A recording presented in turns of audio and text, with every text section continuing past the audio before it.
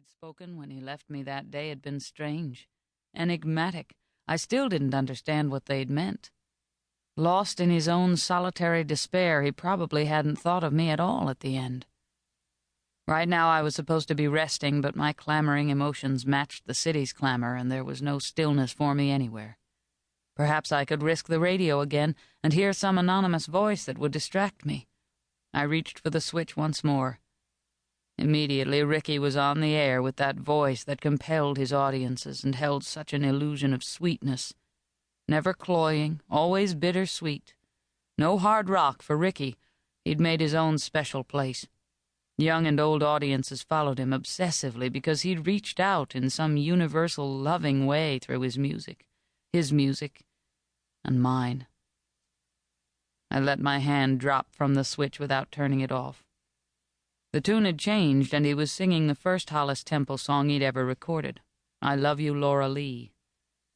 His bitter sweetness came alive in that song, because without knowing him I'd written it just for him.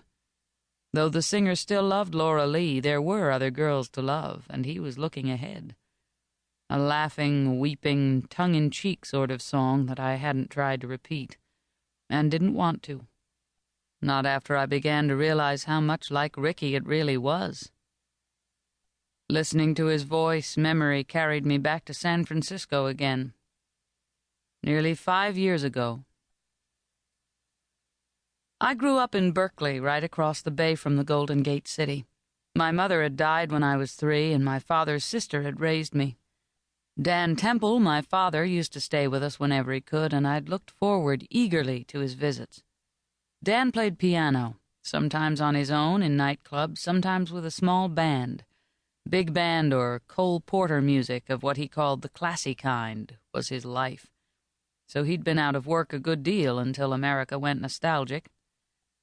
He had never wanted me to go into any phase of the music business, but he couldn't entirely resist it when I began to pick out tunes on the piano in Aunt Margaret's house and make up my own little songs before I could read. When he accepted the inevitable, he saw to it that I had a good piano teacher. The guitar I picked up later by myself. When I was older, he even let me sit in on a few jam sessions with his band, and I was ecstatically happy. Eventually, Dan ceased all warnings, except the one about never marrying a musician. My mother had married a musician, and I think she was happy. Even though I couldn't remember her, I grew up loving her image, because Dan talked about her so often and made her real for me. I went to college in Berkeley and made a lot of friends. I was always falling in and out of love, what I thought was love, though even then my real and secret passion was Ricky Sands. I wrote 2 or 3 songs just for him, and once I sent a song off to him, notes and words painstakingly written down on a music sheet. Not a recording. Of course nothing came of it because I was going about it in the wrong way to get a hearing. I could have asked Dan about placing a song, but I knew he'd have a fit. He hated the sort of singer he called by the old term of crooner. Even soft rock was out of his ken, and he only grudgingly acknowledged the existence of the Beatles. I can remember the Hollis Temple of those days almost as though she were someone else. Perhaps I was popular because I was so eager for new experience, so venturesome and always ready to take a dare.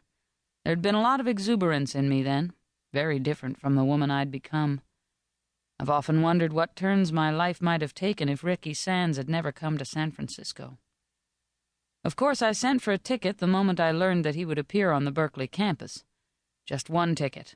I didn't want anyone else to share my experience of hearing him in person. I was no groupie. I even wondered if there were some way I could manage to meet him, speak to him, though I really knew better. Ricky Sands was always surrounded, protected by bodyguards and business associates. His personal retinue. Otherwise, he'd have been swarmed over by screaming females trying to get close to him. I wanted no part of that mob scene. This was when fate, or something, stepped in. Ricky's motorcycle escapades were notorious. He'd had more than one accident, though nothing terribly damaging. This time, on the Marin County hills, before the concert could take place, he banged himself up seriously. I cried when I heard how badly he was hurt and how he might be in a San Francisco hospital for a long time. It was a miracle that he hadn't killed himself or anyone else. I watched the papers, so I knew when he was out of danger.